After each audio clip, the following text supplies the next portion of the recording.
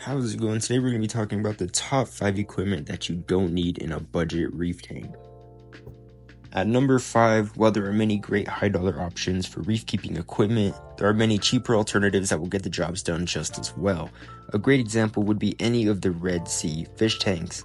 While beautiful and functional, you could easily cut the price in half and even more with a different brand, and you could spend that money on crazy looking corals instead, or crazy fish. Secondhand equipment, along with Amazon, can greatly improve your reef keeping experience. Your wallet said that. Going into number 4 is dosers and controllers. While keeping consistent water parameters is arguably the largest aspect of successful reef keeping, automatic dosers along with controllers are unnecessary.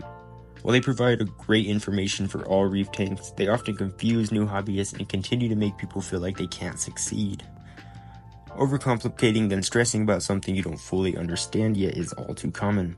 Unless you have a very large tank or plan on reducing water changes greatly, dosers and controllers may not be what your tank needs. And if you're doing consistent water changes, your important parameters will largely be determined by your salt type, like your minor and major trace elements, magnesium, stuff like that. Consistent water changes will be sure to keep that in check.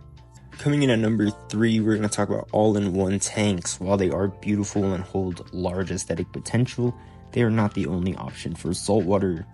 Now, this might be slightly biased because I don't have one. All an all-in-one tank is a normal fish tank with a section of the back dedicated to inline filtration. While they keep the aesthetic pleasure of a reef tank by hiding the filtration, they can also limit a reef tank by setting a cap on the equipment that can go into the tank. Overall, they look amazing but are not necessary, especially in budget. If you want to hide your stuff, there are many other ways you can do it cheaper. This is just the cleanest option. At the number 2 and number 1 spot, I'm going to be mixing them together. It's the sump and the skimmer. The sump and the skimmer are the canister filters of the saltwater hobby. They absolutely do a great job of removing debris and protein from the water column, but at the end of the day, they can be absolutely over-intimidating for a new hobbyist, and are promoted as the only way to do saltwater tanks at most of the time. Although I dogged on them early in the video, a great and much more simple alternative is the all-in-one tanks. And an even simpler hang-on back filter can get that job done just as fine, especially on nano tanks. I've been running my hang-on back filter for about 9 months and we are going absolutely strong. A couple other things to keep in mind: that RODI water is absolutely the way to go. If you don't want to go through the trouble of setting one up at home, be sure to ask your LFS, your local fish shop, if they have RODI water for sale. I get mine for 10 gallons for about $5, and if I'm feeling super lazy, I will even get pre-mixed salt water. The last thing to keep in mind is that your best friend in reef keeping is patience. So whatever equipment you use, stay persistent and success will eventually find you.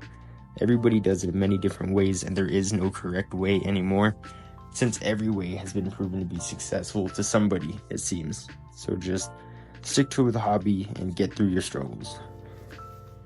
If you enjoyed this video and you want to see more like it, be sure to check out my channel and check out my reef tank. I do put a lot of work into these videos, and I'd love to hear any kind of feedback. I hope you have a great rest of your day, and I hope all of your tank issues subside.